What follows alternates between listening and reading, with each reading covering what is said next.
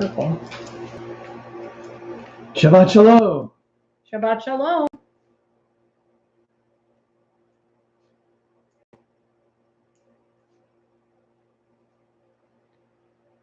And we are live.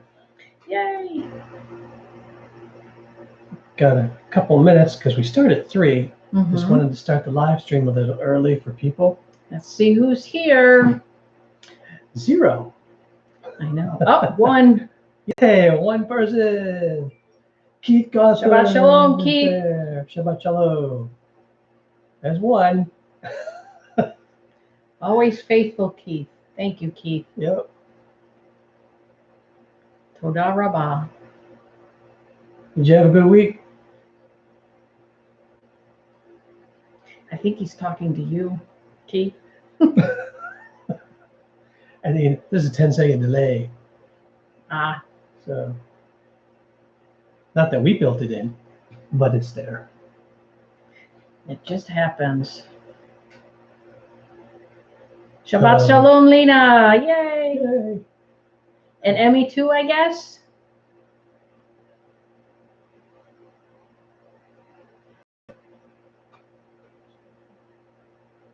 It went okay. There we go. Shabbat Shalom, Zimra.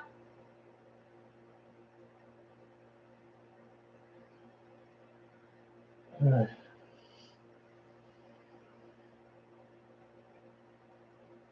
And it's 3 p.m. Shabbat so Shalom, Angie. Shabbat Shalom, everybody. Angie, Zimra, Lena. Oh, I put it on there it airplane is. mode. I don't know if you guys can hear that.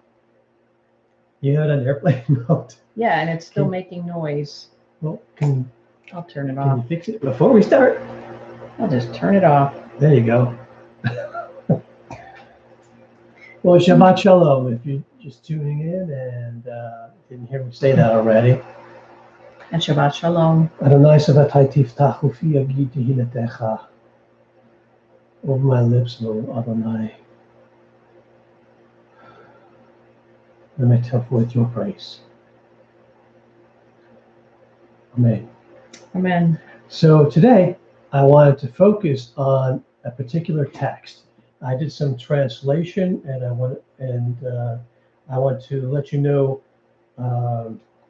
in a deeper way what is actually in this text, to bring out the language from it. And it's a text that's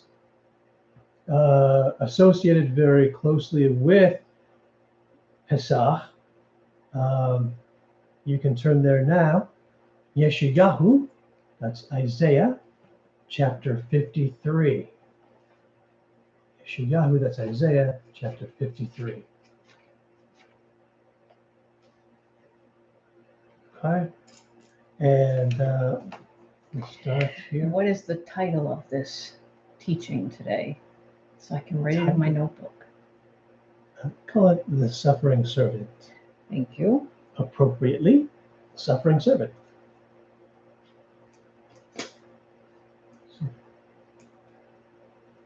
And verse 1, I really want this to be interactive. Go ahead and share any thoughts or questions you have.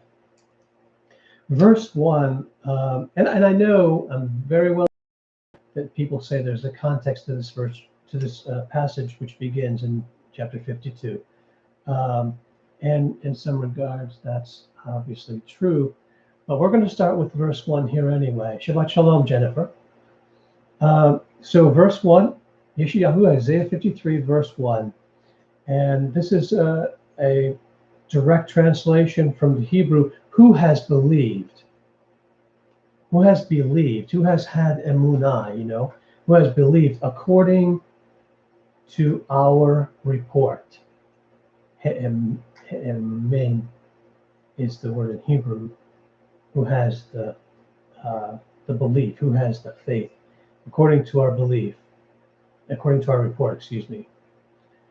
And upon whom has the arm of Adonai been revealed? Now, in the Hebrew, there's a heavy emphasis by word order. There's an emphasis on the arm of Adonai. Okay? And that's important. When the word order is changed, if you know Hebrew, something's thrown out of order and toward the front, there's an emphasis there.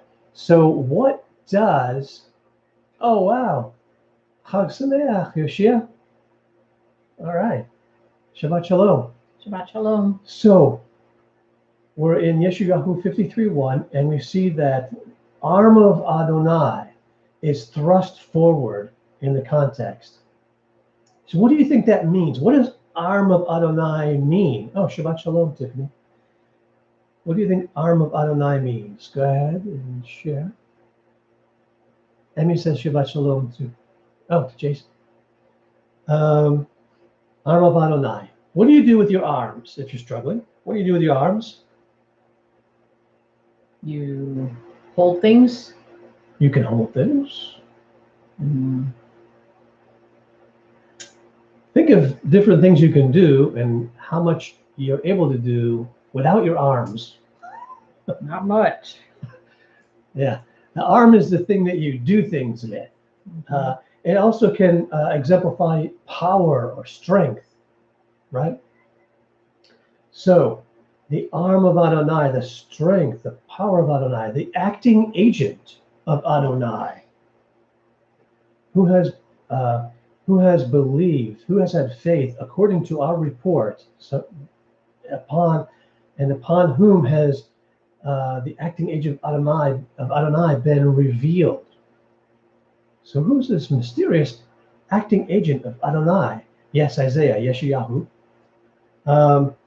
Let's go to verse 2. For he went up, this individual, this arm of Adonai, he went up like a young plant before him, before Adonai, and like a tender root from the dry earth. No dignity belonged to him, no honor that we could see, and no appearance that we might desire him. What do you think what does that mean to you? No appearance that we might desire him. He was plain looking. Pretty plain looking. Just like a normal guy, not overly attractive or. Yeah. And I wouldn't think ugly either, just kind of in between, just hi, not, maybe plain at best. Okay. And he was a regular human, nothing special. No, he wasn't some different sort of being that people could see with their eyes. Like a malach that people would bow down in front of or anything. He was just a guy. Right? The arm is Hashem's sent one, Mashiach. Yep.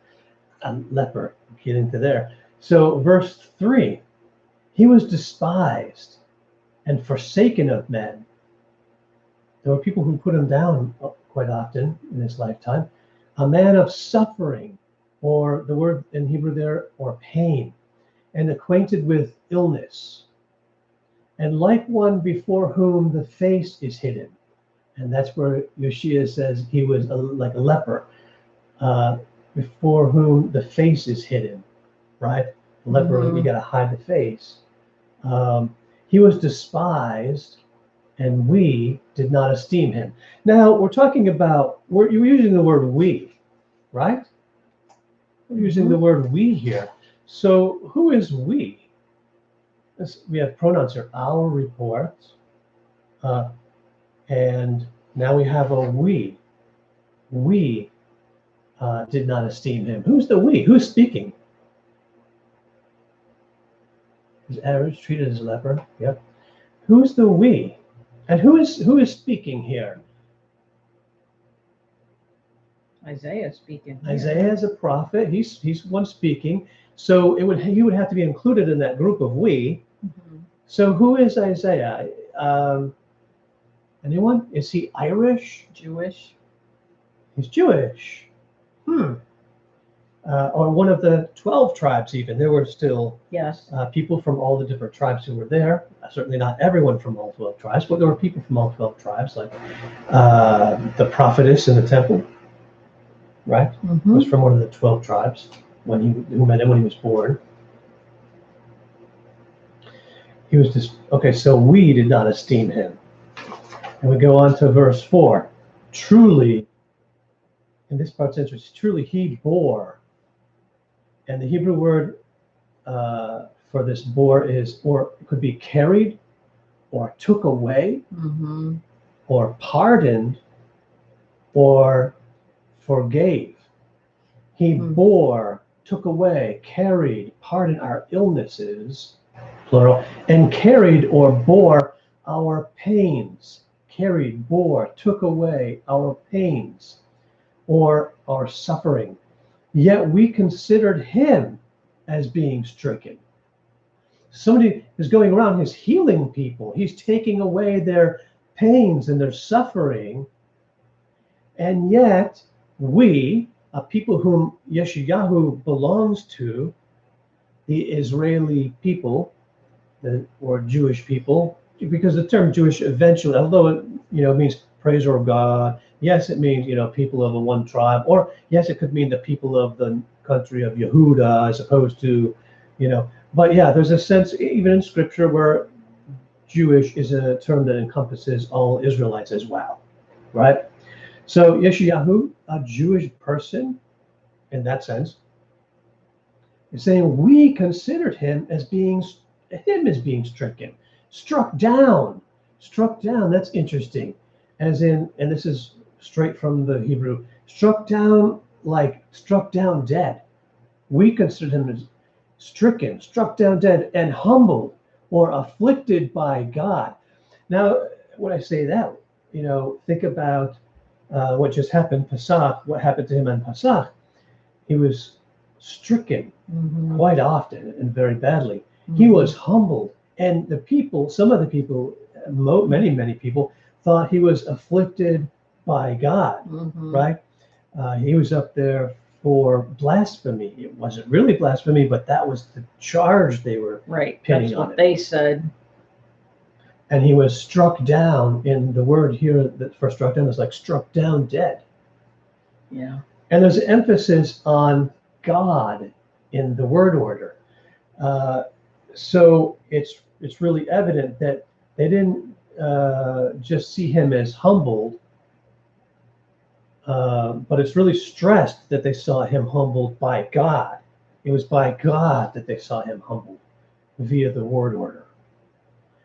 And when that sort of emphasis happens, it's important.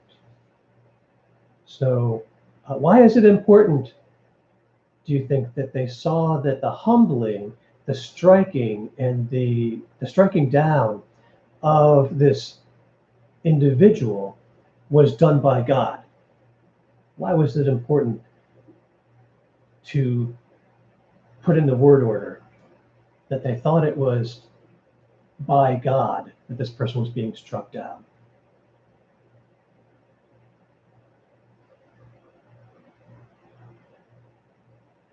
What if it wasn't? Okay, if it wasn't by God, who else would it have been by? Who else was striking him down? Just them.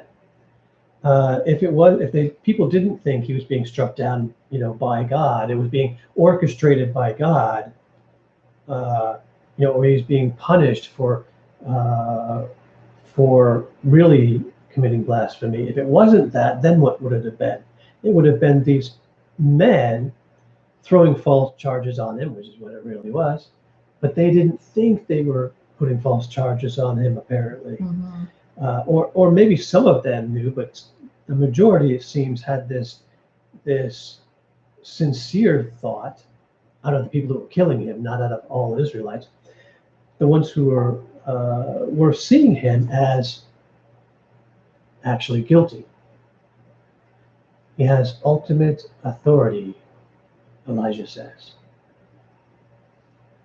Because God has ultimate authority, so he orchestrates everything to some degree. But here, I think they're zooming in and making it a purposeful statement in the text that when this person is killed and struck down, the people they'll believe that it's God doing it, striking down this person who's healing them. Okay, verse 5. And he, wounded by reason. You have to add the word was in there. It's not in the text. And he was wounded by reason of our transgressions. Again, who's writing this? Isaiah. Isaiah. And who's the group that Isaiah would belong to? The Jews. The Jewish people. It's important to keep track of those pronouns. Yeshua says, like Job, Hashem allowed it to occur. Yes. The idea is expressed that bad things occur because of a sin that a person commits. That idea floats out there, and we learn from Job, right? That that's not always the case. But many people still think it, right? Often. And sometimes it's true, but not all the time. But not all the time. He was wounded, this suffering person who was a healer, by reason of the Jewish people's, our transgressions. And the word there for transgressions could be rebellions or revolts or repeated contesting of ownership, which comes into play. Elisha talked about ultimate authority. He was ultimate authority. Yeah, and he was being wounded, or, this punishment's happening, this wounding, because of our rebellion, because of our rebellion. You hear me talk about, and you see it in 99% of the blessings, he is king of the universe. When we sin, when we transgress, we're in rebellion. It's like a kingdom, and we're in rebellion against the king, revolting against the king. We're contesting ownership. We're trying to put ourselves in the place of God when we disobey. Right? That's why Yeshua talks about, how do you call me Lord or Master, and you don't obey me? Okay, so he's being wounded because of our transgressions. And the word for Hebrew here, it's so, for the next part here, where often it's translated crushed. And crushed is good. I've got here is beaten to pieces. Beaten to pieces. I don't know how many you saw, and it's not entirely accurate, but how many of you have seen The Passion of the Christ by Mel Gibson? I mean, and that's only you get more of an essence from any other movie that's out there. Yes. What it was really like. He was beaten to pieces by reason of our iniquities. And iniquities are, and I want to thank Ted Corley for giving me a book that talks a lot about this. I don't know if he's out there today. But there's a difference between sins and iniquities. Iniquities, sort of like, think inequity. It's very closely associated with sin, but it's like there's a place. Everyone has their place and their status and their station, and there's things that you're called to do and things you're not called to do. Whatever they are. And they could change through your life, but God's the one who is in control of that. And whatever you're doing, even if you're trying to do something good, but God hasn't called you to do that good thing, and you're not really following God at that moment, you're sort of breaking away from him. You're sort of in this place of inequity. And there can be different reasons for it. You can think someone needs to do this good thing, and no one else is doing it. I'm going to do it, even though you're not called or something. And if God's called you to do that, great. He'll be with you. He'll equip you. Maybe you'll get by anyway. But if you're just getting by anyway, are you really doing what God wants you to do? I think he would have something else for you to do. If he didn't call you to do that, it means he had something else for you to do, and you're not doing it. You're sort of usurping authority. Anyway, I'm getting off track there. The chastisement, it says, and chastisement, another way to interpret that is the correction. Correction in a disciplining way, chastisement of our shalom. And our shalom is our completeness, our soundness and wholeness. Well, the correction of our shalom was on him. And the word by you have to add there, and by his wounds, literally wound or stripe, but a collective of his wounds, we call his wound, we are healed. it says. Mm-hmm. Yeah, thank you, Jason. Yeshua. He's showing some of the Hebrew for people so they can see it. And this is interesting because this is Mashiach taking on, like, so to speak, the guilt and the punishments to some degree that people had. And in Exodus, in Shemot, chapter 34, verse 7, we see evidence that this is something that Adonai does. Shemot 34, verse 7. There's evidence that Adonai somehow bears or carries crimes and sins and forgives the offenses. It's part of the 13 attributes of God. If you haven't read lately and paid attention or looked up of God, you'll find them in Exodus 34, and this is part of them. It probably sounds familiar. It's reiterated in different parts of the Bible as well, but that's where it comes out. One of the things that Adonai does is he bears, and in the Hebrew it says bears or carries crimes and sins and forgives the offenses. This isn't just a principle. It's a statement about what he does. Adonai, in that text in the Shemot 34:7, it says he noseh, and he bears or carries the sin of his people. And so the guilty party can be forgiven. If you take in Hebrew with me into at least book 2, then you should notice it's in the participle form. He is carrying or sin. Mm-hmm. Zimmer says, according to Ibn Ezra, at last they will acknowledge the truth, that it was an error to think him smitten of God. Surely our fathers have inherited lies. And that will happen one day. That will happen one day. Thank you. It's good. It's very small, though. It's hard for me to read. Likute Maharam 7111. No. Shukashe. Oh, okay. Let me get to the point here. It's very, because there's some people on YouTube, so I don't want to. It is very difficult to be famous. Being widely known causes a person great harm. There are times when it requires that he suffer on behalf of the masses, as it is written. And in that reference, it's a rabbinic reference, it's talking about Isaiah Yeshayahu 53:5. And there are many references, actually, in rabbinic writings to Yeshayahu 53. And the vast majority, actually, of the ancient sages, largely before Yeshua's time, but after as well. And you can find a lot of them in this book, The Search for Messiah. There's like 9 pages worth of them, referring in rabbinic writings the suffering servant of Yeshayahu 53 to the Messiah. Mm-hmm. And you may hear a denial up and down from many Jewish people today, but if you look into rabbinic writings from early days, there's reason for that.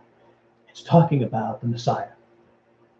They were saying it was talking about the Messiah because it's very clear it's talking about the Messiah. Mm-hmm. If you take a Jewish person and you read Isaiah 53, and I'm branching off here for a minute, and you just read Isaiah 53 straight out, and you don't tell them where you're reading it from, you just read it.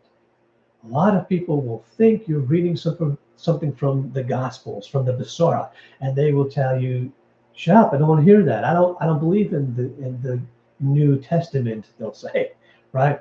And there's a reason for that. There's a reason for them to make that connection. Okay. Also, let's see here. So it's a statement about what he does. The guilty party can be forgiven by this other being taking their punishment. All right. And again, it's a participle form. Next verse, Isaiah 53:6. All of us, again, us, Yeshayahu is Israelite, a Jewish person. All of us are, you have to have the word are, like the sheep. Yes, the word the is in there in the Hebrew. We wandered off. We, the Jewish people, wandered off. Yep. Each person according to his way. You could add own way if you want. His way. We turned around, from following him. We turned around. Mm-hmm. But Adonai caused the iniquity of all of us to strike at, or you could say, or fall on him. And there's an emphasis there on Adonai. Adonai is the one making this happen. People through many centuries were oppressing Jewish people with the slur Christ killer, as if everyone throughout time who was Jewish was guilty of this. Let me tell you, he was even a very tiny minority on that day. That event was orchestrated by certain people.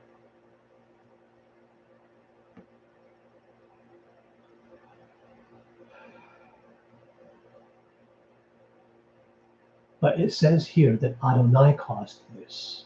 He caused the iniquity of us to fall on him. Okay, next verse. He was hard pressed and he was humiliated. Remember the spitting and the mocking and the abuse. Hard pressed and humiliated, but he did not open his mouth.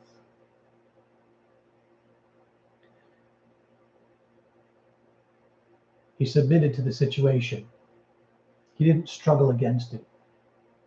He was borne along like the sheep to the slaughtering, and like a ewe grows silent before those shearing it, he did not open his mouth. The word he is emphasized over was humiliated. He was humiliated. It's emphasized over was humiliated like the sheep, and to the slaughtering are emphasized over he was borne along. It's painting a vivid picture. People in those days understood it much better, maybe, what sheep were like when they're going to be slaughtered.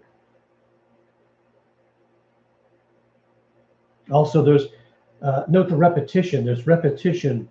Velo yiftach piv. He did not open his mouth. Is stated twice. And that should remind us very clearly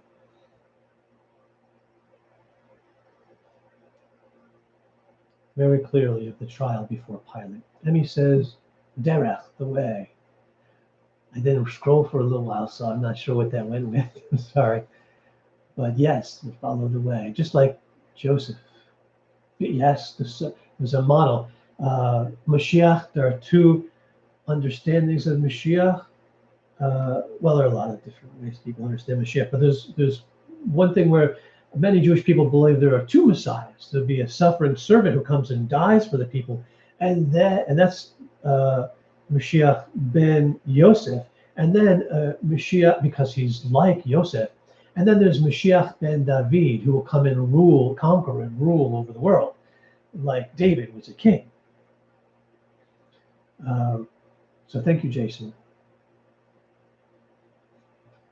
All right.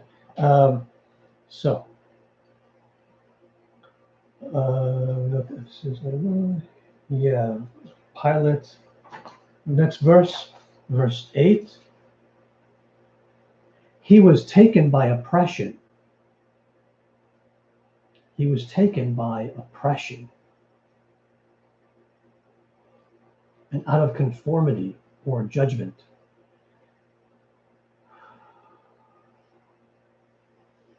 It was not righteous for them to take him. It was not just for them to take him. And for many of the people who were there taking him, they were probably there out of conformity. Do you know what I mean?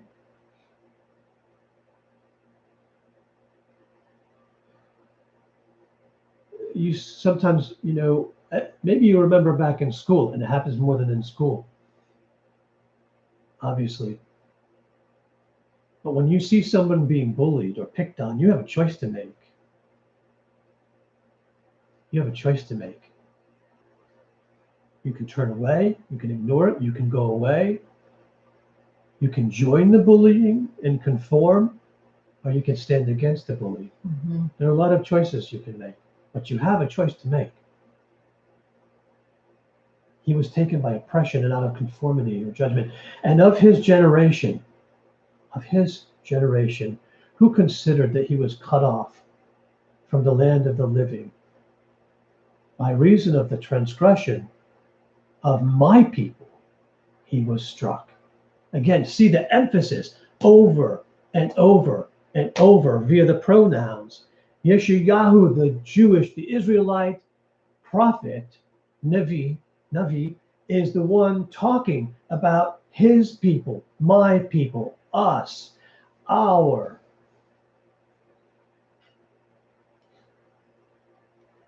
It's difficult to get away from that. It takes work to try to get away from that. He says he was insulted. He didn't retaliate with insults when he suffered. He didn't threaten. Handed them over to him who judges justly.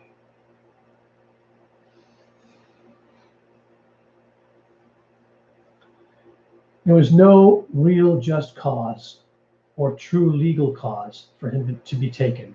Remember, it was all false witnesses. Mm-hmm.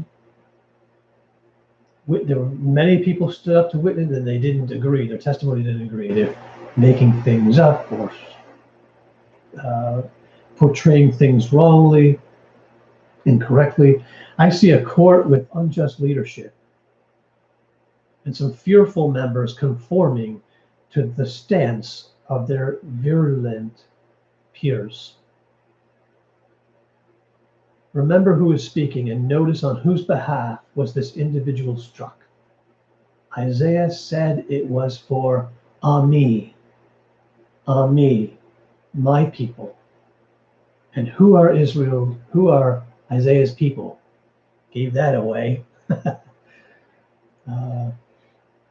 Stand up to the bully, Lena says.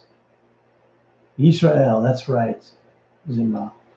He was exiled from life because of the sin of Israel, the people of Israel, right, Yeshua. My brother Caleb got into a fight with a guy legit twice his size for bullying me once. Wow. That's a good brother right there. Mm-hmm. Verse 9. And he was given a grave with wicked people. Given a grave with wicked people. And with a rich person in his deaths. That's right, I said deaths. Strange, but it's a type 2 pronominal suffix. It's plural. Over against that he did no wrong. The word wrong could be or no violence. And no deceit was on his lips. The wicked is emphasized over a grave. He was given a grave with wicked people. No violence or wrong is emphasized over he did. No wrong he did. No wrong. What does that imply? He was without sin. This individual, there was no wrong. And that matches, again, scapegoat, Yeshua says. Yeah. Good connection. Yet, verse 10, Adonai was willing or even pleased. Willing, pleased.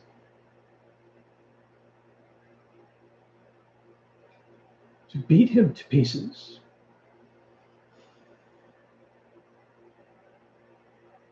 He made him ill. If only he would put up himself as a guilt offering. If only he would put up as a guilt offering his life or his soul. He will see seed. He will see descendants. Spiritual descendants, we know now. He would see descendants if he would put his life up as a guilt offering, this individual. He will lengthen days. He will lengthen his days. And the joy or wish of Adonai will be strong or will succeed in his hand. Who is this? And remember, that's the connection. The arm of Adonai. The will, the wish, the joy of Adonai will be strong or will succeed in his hand. When he does this, it will succeed in bringing about Adonai's will and Adonai's joy. And what is that joy? To see his son die? No, that's not the joy. The joy is what it accomplishes. The joy is what it accomplishes. Saving you. Saving you. Why is the death, Yoshia, why is the death of Miriam juxtaposed to the laws of the Para Adumah? This teaches that just as the Para Adumah brings atonement, so too the death of the righteous brings atonement. Yeah, there's a connection, there's an understanding in rabbinic literature that the death of the righteous can atone. Can atone. There are many places actually that this comes out. Yeah, thank you. It looks like the same one again. Oh, Aharon. And why is the death of Aharon juxtaposed to the mention of the priestly clothes? This teaches that just as the priestly clothes bring atonement, so too the death of the righteous brings atonement. Now, whether we agree with each individual thing that's in the rabbinic writings about these items that can bring atonement, and there are some that clearly do, the fact is, even if we don't agree with all of them, maybe, the idea is in Judaism that, righteous people suffering can bring atonement. It's not a new thing that was created or invented by the believers in Yeshua. And that's important. Mm-hmm. It's very important when you're dealing with Jewish people.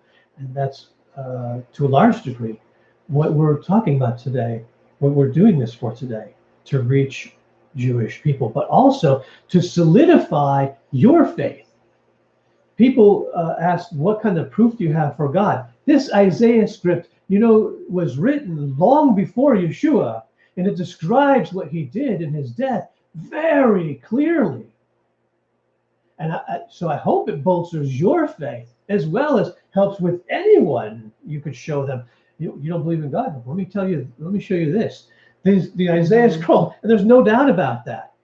The Isaiah scroll found in Qumran is from the 3rd century BC, and it's virtually identical to the one we have today. Virtually identical. It's not identical, but it's very, very close. The essence is identical. And Asham, reparation offering, often called the guilt offering. It's not optional. In Vayikra 5, chapter 5 through 7, Leviticus chapter 5 through 7, it's said to be for sin. Quote, it's for sin. The Asham is for sin. It was for uncleanness as well, intentional or unintentional. And for grievous, even unintentional sin. How can I claim this? I can claim this because it's things like robbery. You don't do robbery by accident. It's for adultery. You don't do adultery by accident. In Hebrews, prosebreos, in the book of Hebrews, chapter 13, verse 11, Yeshua is called an offering for amartias, for sin. This matches. He is a guilt offering. Now, that's not the same for those who dig deep into these things. It's not the same as the chatat. Chatat is really, it's like a purification offering, you could say. And it's often called a sin offering, but it's more accurately maybe a purification offering. Ramban said it wasn't necessarily for sin, but for error. Like, because the same word could be describing the idea, which some people use to describe sin altogether, like missing the mark. Mm-hmm. So, in other words, it could be used for more other things than sin. Like if you are an archer and you actually miss your mark, is that a sin? It's an error, right? You can make an error. Mm-hmm. So the asham, the guilt offering, which is for sin, that Yeshua is called, he's called the offering for sin in Hebrews. He's called the guilt offering in this text of Yeshayahu 53. This is for things you know you did. Nothing. See, if you made a sin offering, it could be for things you thought maybe I sinned just to cover myself. If I did something small I don't know about, just in case, Mm-hmm. I'm going to do this little sin offering. But a guilt offering is like, I know I sinned. I know, and I need forgiveness. I need atonement. I've got to give this offering. Well, guess what? We are all guilty. There's no question that we've all sinned. And so what we needed was the asham, the guilt offering. And that's what Yeshua is in verse 11. From disaster. And the word there for disaster, from evil, from trouble, from toil, from disaster, his soul, this person who suffered and died, his soul will see, it will be satisfied. And in the Septuagint, in the LXX, in the which was made from the best of Hebrew texts in its day, it said there, from disaster, from evil, from toil, from whatever, his soul will see light. In other words, it will come back from death. He will see light, and it will be satisfied. He will be satisfied. By his knowledge of pain and death and sacrifice,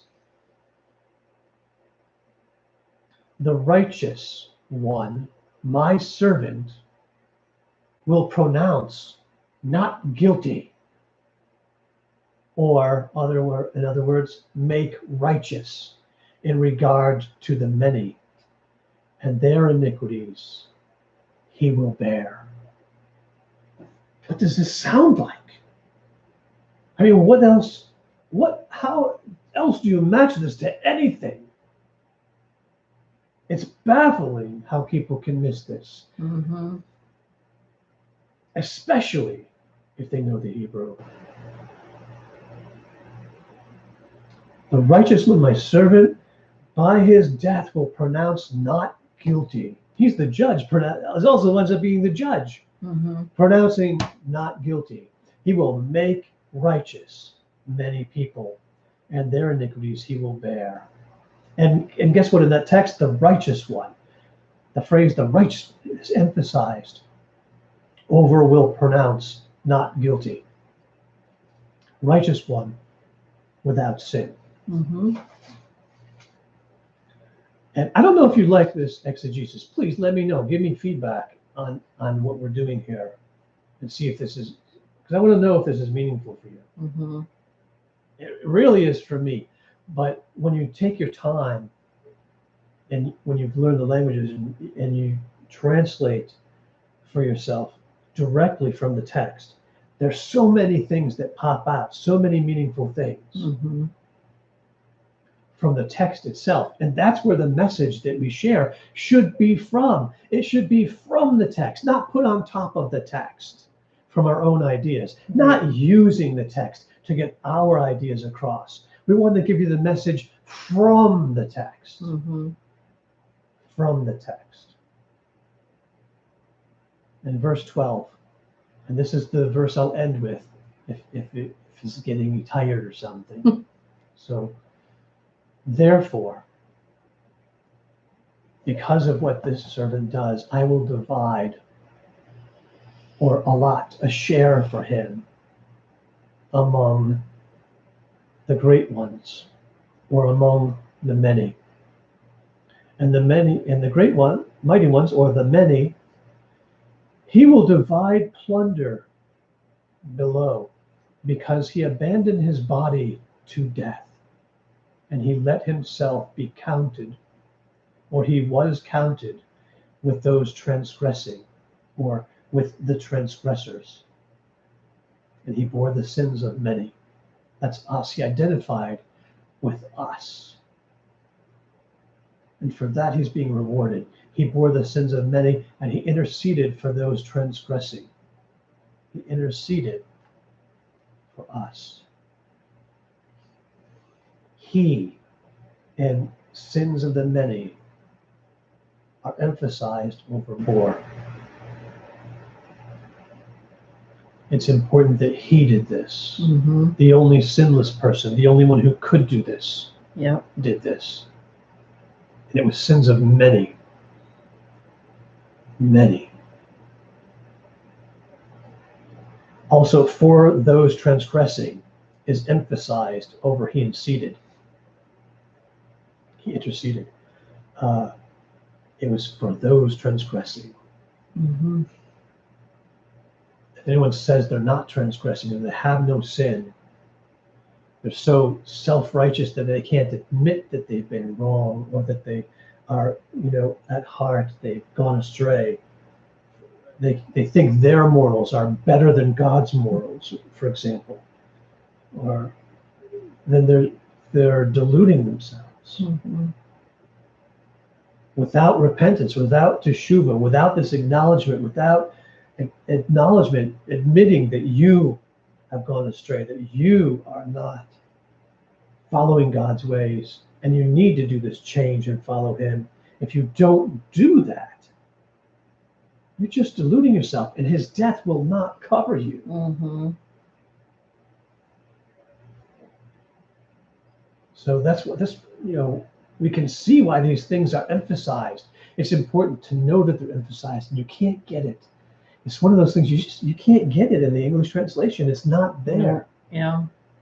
Because part of translation is making things readable in the language that they're being translated to. Mm-hmm. And that requires proper syntax. How do sentences work in English and this sort of thing. Well, in Hebrew it still works, and you can still do this. And it creates a beautiful picture. A picture of a God who's not a deist kind of God, who built, made the universe, and then he went off on his own and he doesn't care what happens anymore. It's a God who intercedes, a God who cares about his creation. He loves us. That's why he did it, because he loves us. And is striving and going to great lengths and great pains to save people who rebelled against him, who revolted against him. Who else does this? How many kings None. in history can you name who had their own people rebel against them, and by his own was willing to lay down his life for the people who rebelled against him? That's an amazing story. Mm-hmm. An amazing story. Emmy says, if they have no sin, they lie. Wow, yeah. That's awesome, Emmy. Elijah, that's right. That's right. Well, that's the message. That's the message of Passover. We met on Pesach, we talked about the Exodus, we saw parallels in the Seder talking about what he was going to do. Mm-hmm. And there are so many messages from Passover, you can't possibly cover them all, but this is bringing to fulfillment, Yes. right? What he said he was going to do with the Seder, Mm-hmm. he did. And it was prophesied, it was foretold in the Nevi'im and the prophets and Yeshayahu. And if you know the Hebrew, you can't miss it. Mm-hmm. Please share that information if you have some Jewish friends. Elijah said, so share that information. Don't, it may be difficult for some people to swallow, but we're called watchmen on the wall. And there's a reason for that. And there's talk about the watchman in Exegetical, right? The watchman has a job to do, and that's to alert people, to warn people. If you don't do your job as a watchman, the blood is on your hands. If you know the truth, you know what's coming. You've got to warn people. Yes. They might not like what you're telling them, but that doesn't mean that it's not true. And it doesn't mean you shouldn't do it either. It doesn't mean you shouldn't do it. You can be mocked or persecuted by people now for a short time, possibly, and maybe not. You may save some. You don't know who will listen and who will not. Our job isn't to bring forth a harvest. Our job is to drop the seeds.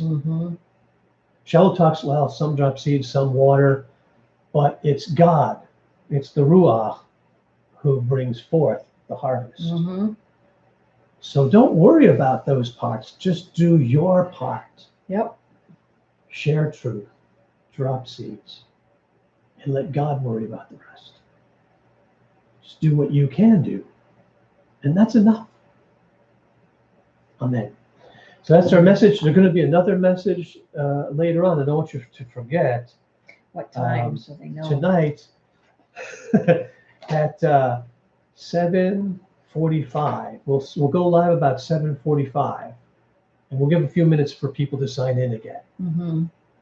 Fair enough. And that will be on Bikurim, because when does the Hebrew, the biblical day go? It goes from what? Sundown. Sundown to sundown. So Bikurim, the Feast of First Fruits for barley, starts when? Tonight at sundown. Tonight at sundown. And so, and on Bikurim, we're committed to have an assembly. And so we're going to have another assembly. It'll be another assembly like this assembly because of what's going on in the world. But we will have assembly. We will fulfill the commandment. That's right, man. Be there, be square. So I'm talking about. And so, yeah, we want to get together and follow the Torah. We can say we follow the Torah and not do it, or we can actually follow the Torah. It's one of the lessons of Sukkot, right? The 4 species. Some people know it, but they don't do it. We want to be people who know it and do it, because that's better. Don't forget to eat your matzah today. And don't forget your matzah. That's right. And yes, it counts if it's chocolate matzah. Or matzah with Nutella on it. All right. One last time again, I don't know if you caught it. You can always back up, but there are a whole bunch of great references, like I said, 9 pages worth of just references from the rabbinic literature, tying the Yeshayahu 53, the Isaiah 53 text to the Messiah. And if you want the more, Yoshia, I think, can maybe get you some more. Who knows? All right, let's go ahead and end with the blessing for now and relax and have a great Shabbat, a nice restful Shabbat. Amen. Amen. There we go.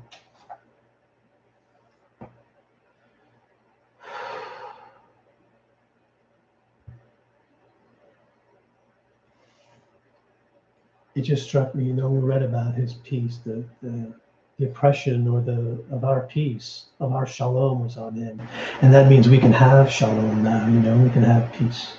Because I think right now a lot of people are feeling oppressed. Yeah, a lot of people are struggling. Because they're not feeling shalom. They're not working.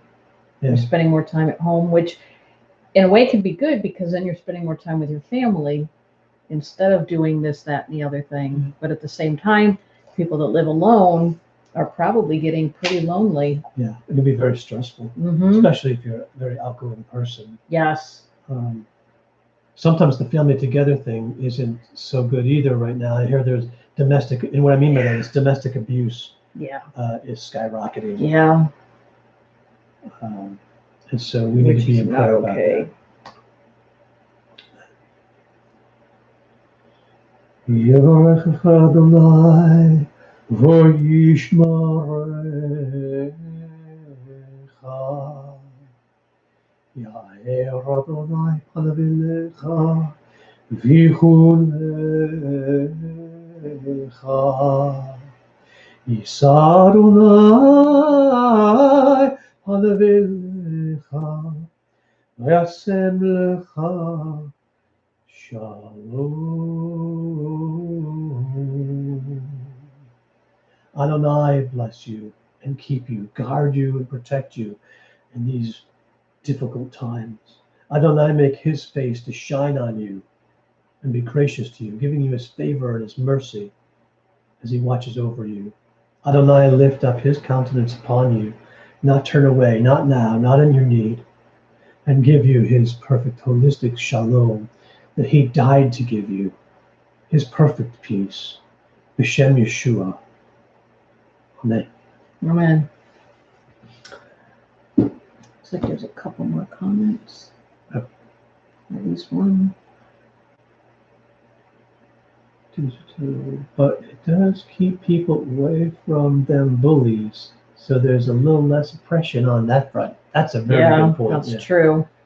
And silver linings and whatnot.